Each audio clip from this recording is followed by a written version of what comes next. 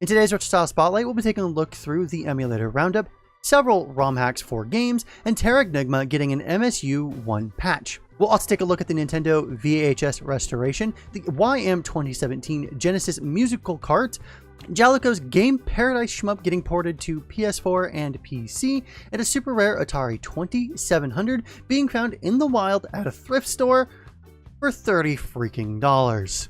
With all that out of the way, let's get to it. Hit it!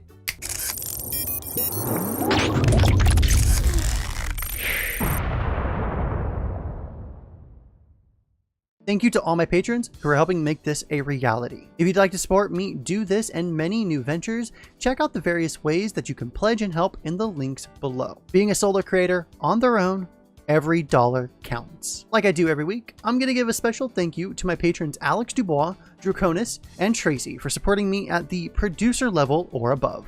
This week's Emulator Roundup is brought to you by emucr.com, emulation64.com, and ngemu.com, like always. For the Git updates this week, we have a good-sized list. Also, keep in mind that the list changes daily, so you might want to check in from time to time as things, even when I'm not recording them, are going to get updated and changed. So the list might also be different, specifically from when I'm writing this to when you go and actually see the list. So do keep that in mind that you might have to scroll back a couple of days on the feed of EmuCR. However, the Git updates for this week are for CXBX Reloaded, Desmume, Supermodel, Hygen, BizHawk, Stella, CLR Main Pro, Bassness, INES, MS64P, Ishiruka, and Mess UI, along with a ton more. The most notable updates and releases this week are for Cemu and RetroArch. Cemu reached version 1.9.0c, which fixes some issues and adds in features like a new interface and a profile system for controller configuration, as well as added support for X input drivers. RetroArch is now on version 1.6.3, which is a smaller release compared to version 1.6.0, but adds in some new features and bug fixes for various platforms. Each list is rather lengthy and has a lot of information in the too, so I'm going to go ahead and link to both of them below like usual if you want to check out the full patch notes yourself. In some bigger emulator news, RetroArch is now available for Windows 98 SE, ME, and 2000. While not strictly an emulator, I don't know of a better place to put this story. There are currently no cores available in this pre-release, and the team would like to stress that this doesn't take away from the PPSSPP updates and supermodel integration. So the builds are currently in their testing phases for the RetroArch portion, and the emulator parts are a bit farther off than one would hope for. Backporting to older hardware is still a very cool topic of conversation for RetroArch specifically. In the ROM hack report, we have a hack and several patches to talk about, but first and foremost, ROMhacking.net now has a Patreon page just like me. I like showing off other Patreon campaigns in my field to help the ones that I think are doing an amazing job and to kind of signal boost the ones that I think, well, ROMhacking.net doesn't really need my signal boosting in this case, but I still think that they do an amazing job over there, and I like to support them any way that I can.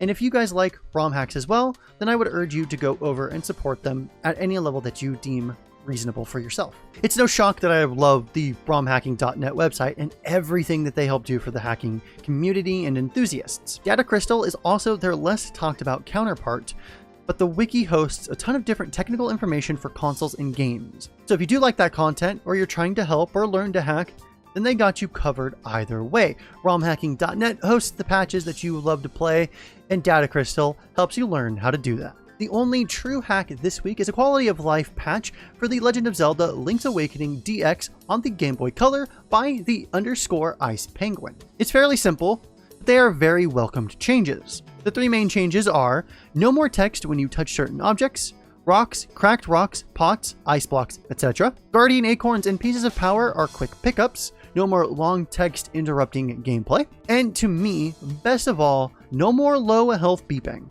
The patch is compatible with Toru's VWF hack as well. The first of three translations today is the Chinese demake of A Link to the Past on NES, entitled Triforce of the Gods, translated by Pack and Sack Dave. Triforce of the Gods is the Link to the Past Japanese title. In Japan, obviously, we got it as A Link to the Past, but they decided to go ahead and use that subtitle for the Chinese demake. And it is fairly common to see these demakes on NES nowadays straight from China, but the fact they're getting translated back to English is actually kind of hilarious to me.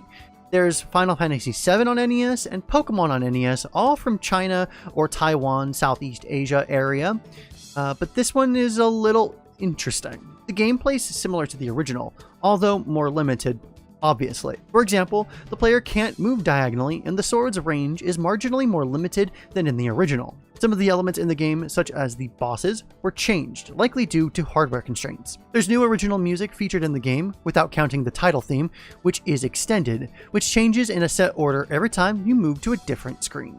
The second patch up today was released by King Mike's Translations, and is entitled Castle of Ayakashi. This is an early Game Boy dungeon crawling RPG, and it's fairly simple. The castle is broken into 5 temples, based on Japanese mythological beasts. You travel through to collect 5 pieces of the demon blade needed to defeat the demon Domon. The most interesting hack to me, besides the Zelda patches, is the third translation today, and that is the Light of Indra, also released by King Mike's Translations. The Light of Indra is an RPG that mixes Dragon Quest-like turn-based combat with the Legend of Zelda-like exploration. It is about a planet, Ival, which was run by a god named Burn, but Ival fell into evil once Burn fell asleep. For being a very early console RPG, and maybe one of the earliest on the Famicom with backup RAM saving, its story is a little strange. The patch is also currently in a beta state, so there may be an updated patch at a later date with revised translations, and it needs to be applied to a pre-expanded ROM, which requires running the Japanese ROM through an extra piece of software before patching it up. The instructions for expanding the ROM and how to apply the patch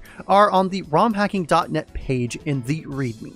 Either way, this sounds the most interesting to me, so I think I will be streaming this gem here soon.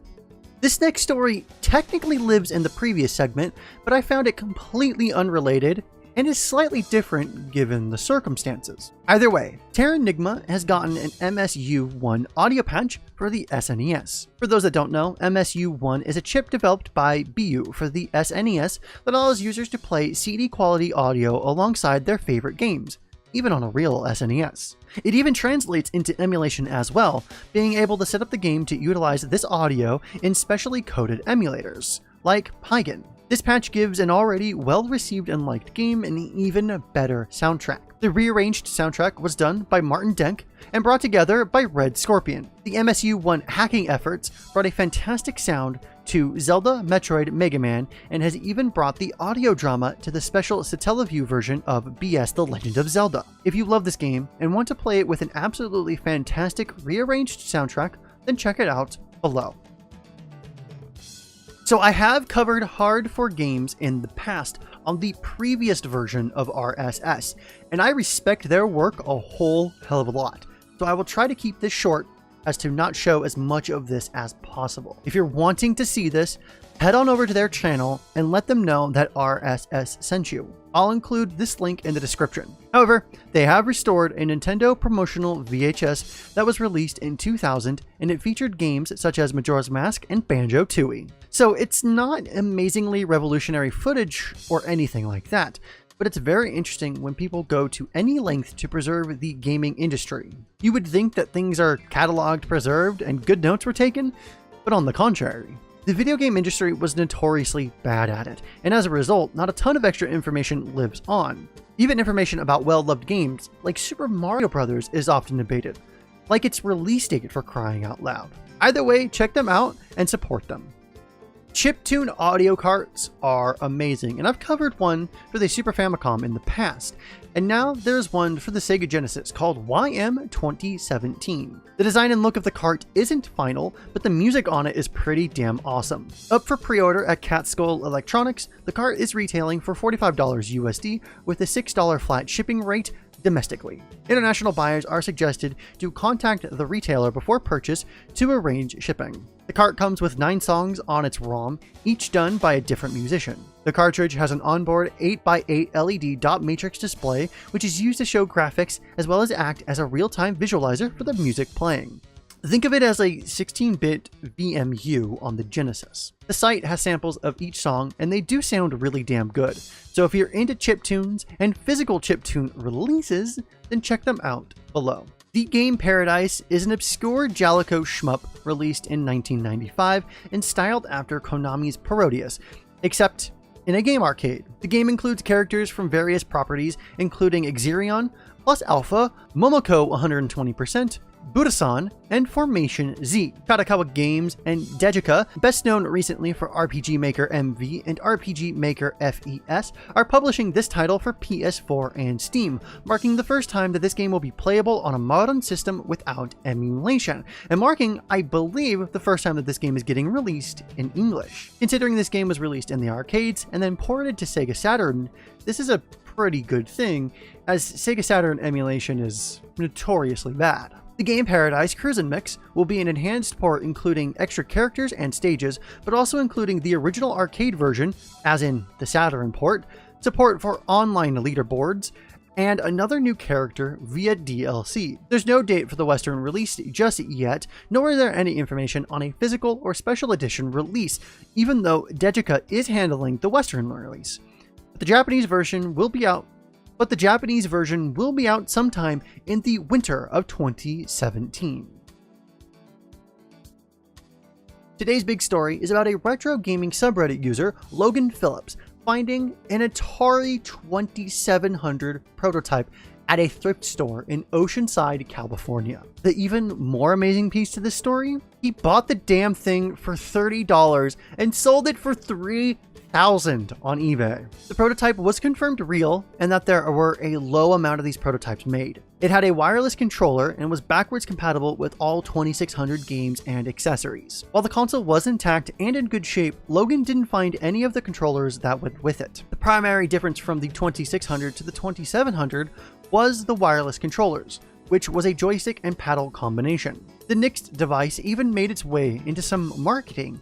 It is a good-looking piece of retro goodness. Kotaku spoke to the National Video Game Museum director John Hardy about the prototype and why it didn't make it to market. John had this to say, quote, "Those controllers were really the main reason the system was never released. They were radio controlled and the range of the controllers was said to be about 1,000 feet, which means you could easily affect your neighbor's system with your joysticks. Imagine living in an apartment building where that 1,000-foot range could potentially affect 3 or 4 other systems. Since the controllers were only unique to left and right players and not to the system itself, it also meant that a large family that might want to purchase 2 units would have the same issues. While Logan couldn't hook the console up to the TV, only having a modern set, it did power on when plugged in. It's speculated that only around a dozen of these ever actually existed. John Hardy thinks that more exist out there though.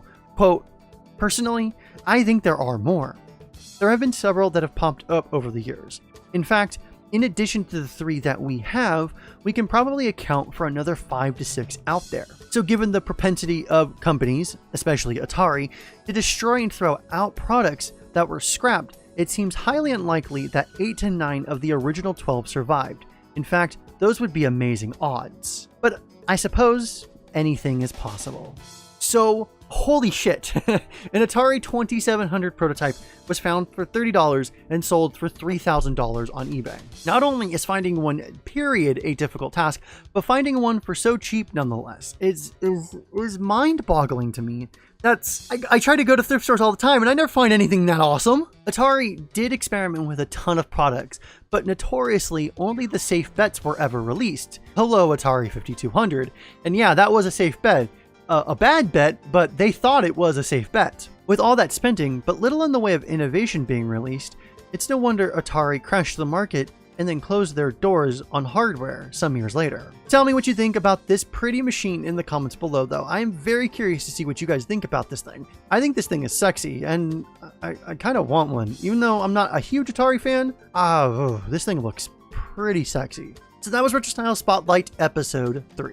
Most everything that you heard about in this episode can be found in the description below. Thank you to all of my patrons over at my Patreon campaign. I cannot thank you all enough for the support that you give me in helping create RSS and future shows to come. Thumbs up the video if you liked it, thumbs it down if you didn't, leave me a comment in the comment section below on how you think I'm doing and on any of the stories that you heard me talk about in today's episode. I'd love to hear your thoughts and comments. Remember, Freaks and Geeks, to play more games, and we'll see you all next time. Have a good day. Take a bite of that pineapple. reflect